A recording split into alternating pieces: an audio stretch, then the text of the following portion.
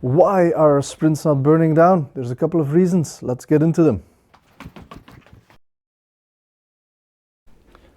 Sprint planning is not a dark art. You just put in some work that you hope to finish, and then in the end you look if it's finished, and it should be if you did the correct planning. If it's not, there's a couple of things that might have gone wrong. There's 4 points we're going to address. The fourth one is a question, and ultimately it's not that hard. Follow me into the darkness.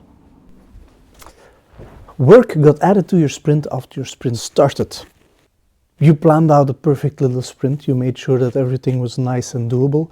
You committed to this and you said, dear people, this is what we will deliver for you. It will be wonderful. However, during the execution of your sprint, somebody came and added more work that you didn't commit to your sprint. Who can this be? Practically speaking, product owners would be the logical people to do this, because a product owner owns what your priorities are. They're the people who say, okay, we want you to work on this, we want you to deliver this in this time period.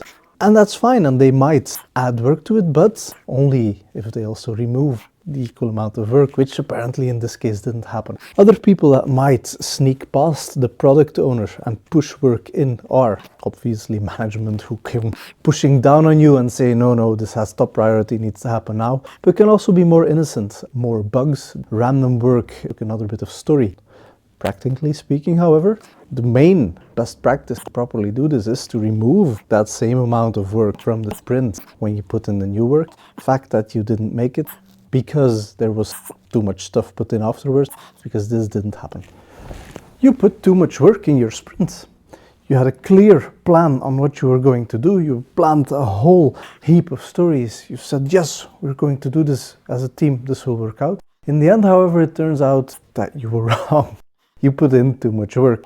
Might be that you put in too many stories, that you thought that, yes, we can do this, yes, we can make this happen, but it turned out that you were slower than you thought. Might be that the velocity calculation that you used for figuring this out was not the right one.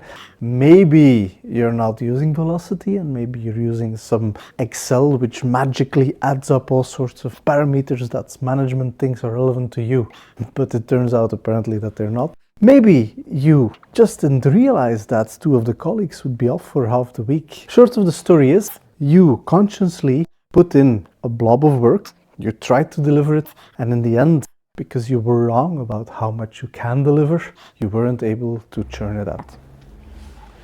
Stuff turned out to be bigger than you thought.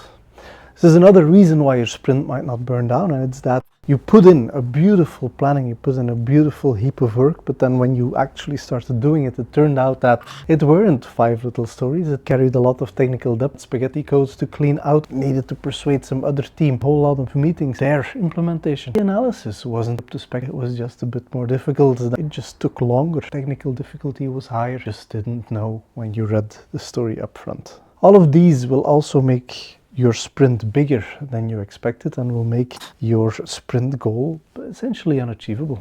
And the final point is a question. The question is, did you ask the team?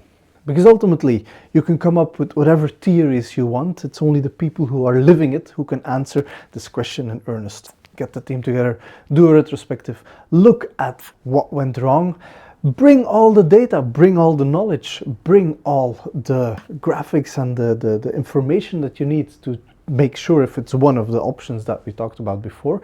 But don't push the team into a certain direction. Don't pick your baby and try to make sure that that's the outcome, but open the door, give them the landscape to explore.